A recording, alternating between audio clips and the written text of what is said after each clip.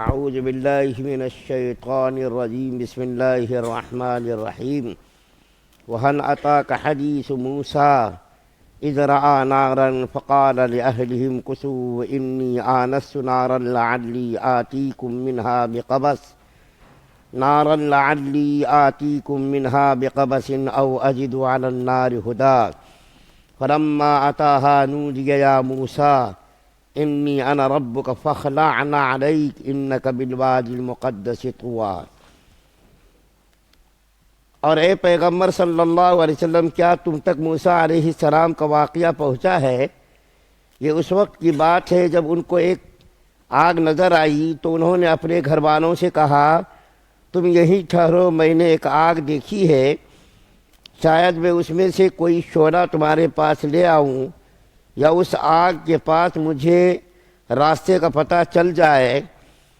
چنانچہ جب وہ آگ کے پاس پہنچے تو انہیں آواز دی گئی کہ اے موسیٰ علیہ السلام، یقین سے جان لو کہ میں ہی تمہارا پروردگار ہوں، اور تم اپنے جوتے اتار لو، تم اس وقت طویٰ کی مقدس وادی میں ہو۔ سورہ طٰہٰ کی 9 سے لے کر 12 نمبر کی آیات آپ کے سامنے پڑھی گئی ہے۔ 9 سے لے کر کے 12 نمبر کی آیات، یہاں سے موسیٰ علیہ السلام کا تذکرہ شروع ہو رہا ہے۔ اس سے پہلے قرآن کی عظمت اور نبی کریم صلی اللہ علیہ وسلم کی فضیلت کا ذکر تھا۔ جیسا کہ آپ کو میں نے بتایا تھا کہ اس سورت کا ایک نام سورہ کلیم بھی ہے، چونکہ موسیٰ علیہ السلام کا تذکرہ اس کے اندر بہت زیادہ ہے، اس لیے بعض مفسرین نے اس سورت کا نام سورہ کلیم بھی لکھا ہے۔ قرآن کے اندر موسیٰ علیہ السلام کا تذکرہ سب نبیوں سے زیادہ ہے۔ قرآن پاک کے اندر پہلے پارے سے لے کر قرآن پاک کے اخیر تک موسیٰ علیہ السلام کا تذکرہ کیا گیا، اور بہت زیادہ تذکرہ کیا گیا ہے۔ کیوں؟ اس لیے کہ فرعون کے ساتھ ان کا مقابلہ، جس نے خدائی کا دعویٰ کیا تھا، ان کے ساتھ ان کا مقابلہ ہوا، اور موسیٰ علیہ السلام بالکل بے کس تھے اور تنے تنہا تھے، ان کے ساتھ کوئی آدمی نہیں تھا۔ اس کے باوجود فرعون کے ساتھ انہوں نے مقابلہ کیا، حق کا ساتھ دینے کے لیے انہوں نے اپنی جان کی پرواہ نہیں کی۔ تو موسیٰ علیہ السلام کا یہاں سے واقعہ شروع ہو رہا ہے۔ پہلا واقعہ آپ کے سامنے بیان کیا جا رہا ہے، اور وہ یہ ہے کہ تھوڑا سا تفسیر بیان کر دوں تاکہ واقعے کو سمجھنے میں آپ کو مدد مل سکے۔ وہ واقعہ یہ ہے کہ حضرت موسیٰ علیہ السلام کی پرورش آپ کو معلوم ہے فرعون کے گھر میں ہوئی۔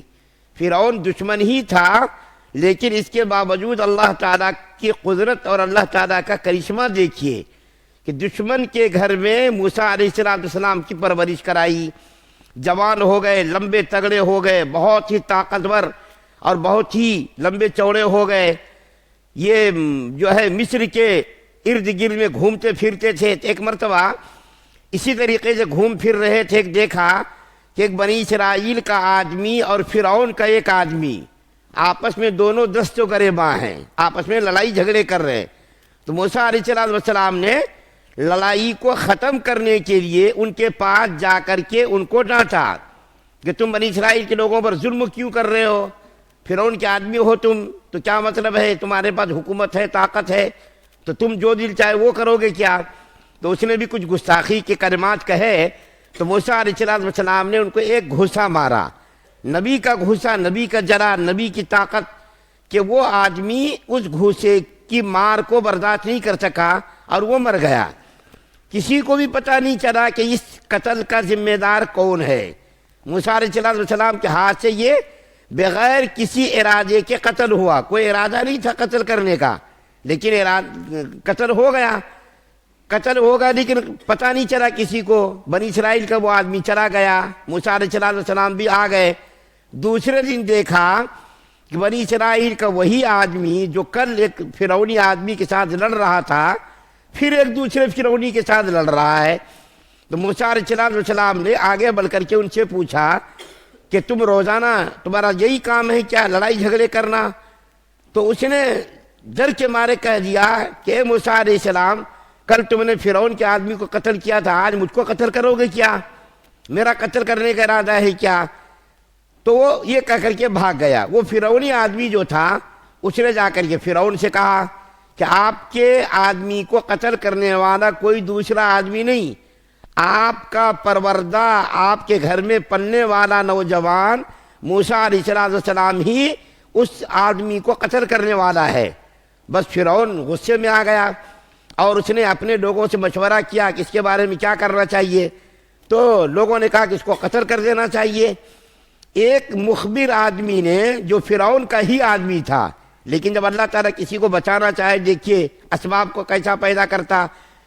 فرعون کا آدمی تھا، وہ آدمی نکل کر کے آیا اس مجلس سے اور آ کر کے موسیٰ علیہ السلام کو آ کر کے اطلاع دی کہ موسیٰ علیہ السلام تم یہاں سے فوراً کہیں چلے جاؤ، تمہارے قتل کا مجلس کے اندر، فرعون کے گھر کے اندر مشورہ ہو گیا ہے۔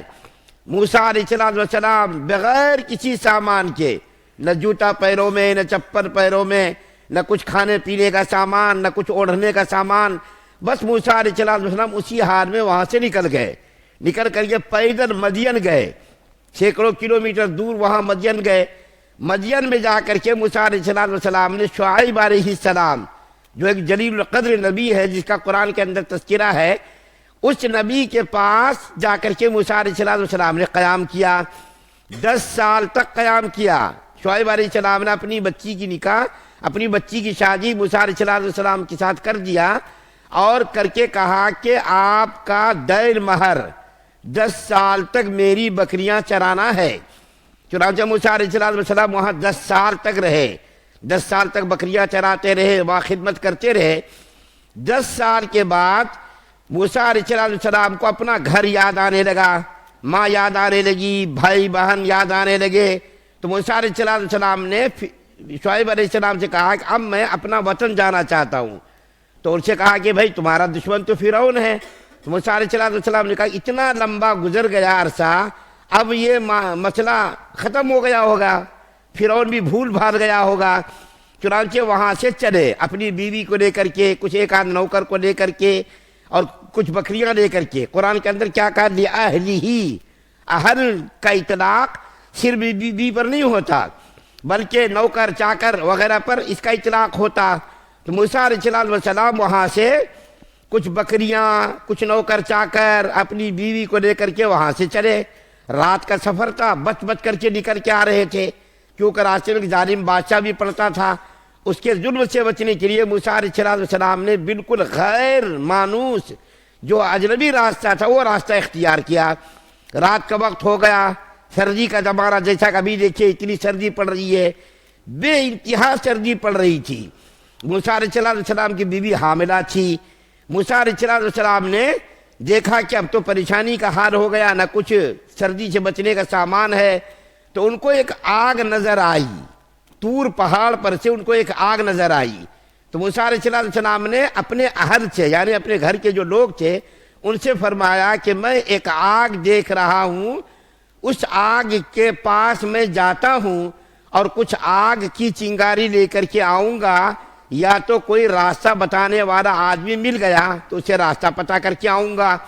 موسیٰ علیہ السلام جب طور پہاڑ پہ گئے تو آگ کا جو شعلہ جو وہاں نظر آیا تھا، وہ شعلہ ایک عجیب و غریب شعلہ نظر آ رہا تھا۔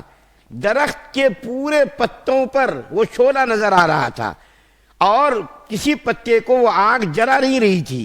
شعلہ تو تھا لیکن کوئی پتا جل نہیں رہا تھا۔ موسیٰ علیہ السلام نے جب ہاتھ بڑھایا تو وہ ہاتھ میں بھی نہیں آیا۔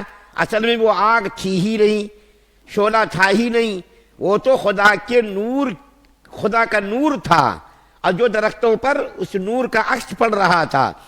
اور اس درخت کو اس آگ نے اتنا حسین اور خوبصورت بنا دیا تھا کہ موسیٰ علیہ السلام اس کو دیکھتے ہی رہ گئے کہ یہ آگ ہے تو درخت کو جلا کیوں نہیں رہی ہے، کوئی پتا کیوں نہیں جل رہا ہے۔ ہاتھ کو بڑھایا تو ہاتھ کے اندر بھی آگ نہیں آئی۔ موسیٰ علیہ السلام اسی سوچ و فکر میں تھے کہ ماجرا کیا ہے۔ بس اسی وقت آواز آئی، اے موسیٰ علیہ السلام فخلعنا علیک، آپ اپنے جوتے کو نکال کر کے یہاں آئیے، مقدس مقام ہے۔ مقدس مقام میں ادب بتایا گیا. جب مقدس مقام میں جب آدمی جائے تو وہاں سے جوتے وغیرہ نکال کر کے جائے، جیسا کہ خانہ کعبہ ہے یا مسجد نبوی ہے، بیت المقدس ہے، ان مقامات پر جوتوں کو نکال کر کے جانا چاہیے. تو اللہ تعالیٰ نے فرمایا کہ اے موسیٰ علیہ السلام اپنے پیروں کے جوتوں کو نکال لو، کیونکہ آپ ایک مقدس مقام پر تشریف لائے ہیں، مقدس مقام پر آئے ہیں، تاکہ اس مقدس مقام کی مٹی اور وہاں کی برکت آپ کے پیروں میں حاصل ہو جائے. اور یہ آواز آئی کہ میں نے آپ کو نبوت کے لیے منتخب کر لیا ہے. وَأَنَا اخْتَرْتُكَ فَاسْتَمِعْ لِمَا يُوحَىٰ، وہی آئی کہ ہم نے آپ کو نبوت کے لیے منتخب کر لیا ہے. اِنَّنِي اللَّهُ لَا إِلَهَ إِلَّا أَنَا فَاعْبُدْنِي وَأَقِمِ الصَّلَاةَ لِذِكْرِي، ہم نے آپ کو نبوت کے لیے منتخب کر لیا ہے، میں ہی خدا ہوں، میری ہی عبادت کرو اور میرے لیے ہی نماز پڑھو، میری یاد کے لیے، میرے ذکر کے لیے نماز پڑھو. اچھا، اب یہاں پر ایک سوال ہوتا ہے کہ موسیٰ علیہ السلام کو یہ کیسا معلوم ہوا کہ یہ خدا کی آواز ہے، خدا کے تعالیٰ نے وہی بھیجی ہے؟ ایک تو یہ ہے کہ موسیٰ علیہ السلام نے پوچھا یہ جو آواز آ رہی ہے یا خدا تو ہی بول رہا ہے یا تیرا کوئی فرشتہ بول رہا ہے؟